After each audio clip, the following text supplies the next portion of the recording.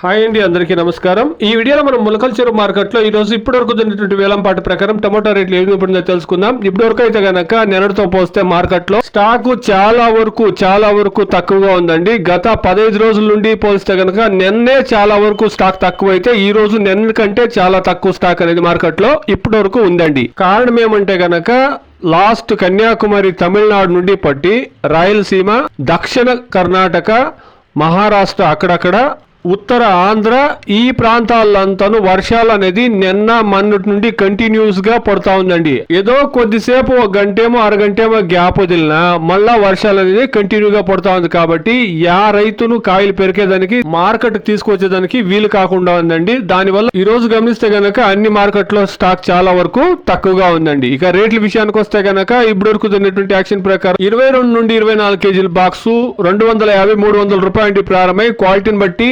700-770 రూపాయల వరకు టాప్ రేట్లు అనేది పడిందండి.